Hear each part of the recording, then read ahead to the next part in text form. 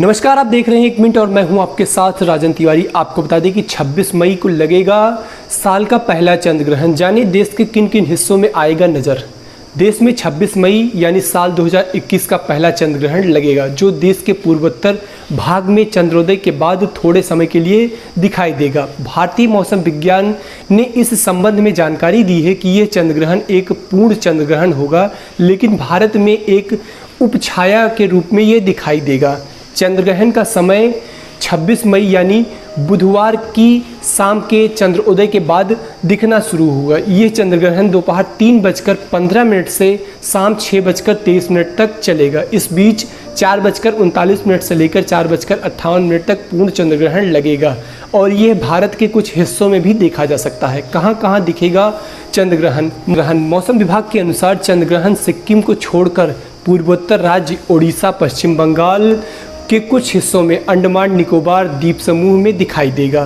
द्वीप समूह में ये 45 मिनट तक देखा जा सकता है, तो वहीं पूर्वोत्तर राज्य में ये 2 मिनट से लेकर तकरीबन आधे घंटे तक भी देखा जा सकता है।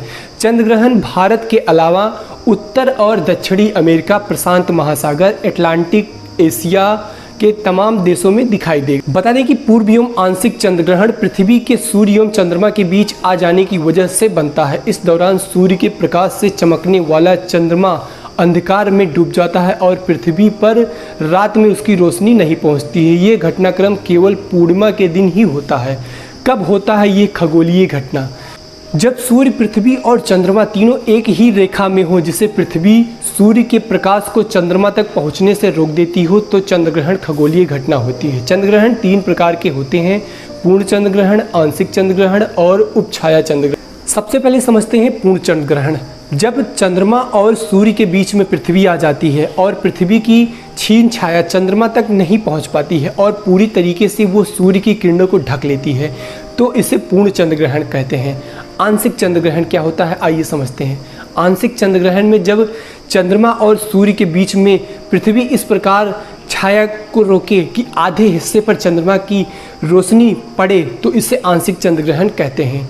तो वहीं उपछाया चंद्र ग्रहण इस तरीके से होता है कि सूर्य और चंद्रमा के बीच में पृथ्वी के आने पर बीच में घनी छाया बन जाती है, लेकिन चारों ओर उपछाया बनी रहती है। इसे मतलब परछाई के रूप में भी समझा जा सकता है कि चंद्रमा पर परछाई के रूप में पड़े, तो इसे उपछाया चंद्र ग्रहण कहते हैं। तो आपने समझा है कि किस तरीके से चंद्र ग्रहण होता है और ये कितने प्रकार का होता है। और हाँ, अगर आपको ये वीडियो पसंद आया है तो आप हमारे चैनल को लाइक करें, शेयर करें और सब्सक्राइब करें। साथ ही साथ बेल आइकन प्रेस करें ताकि आने वाला हर नोटिफिकेशन का अपडेट आप तक पहुँच सके। धन्यवाद।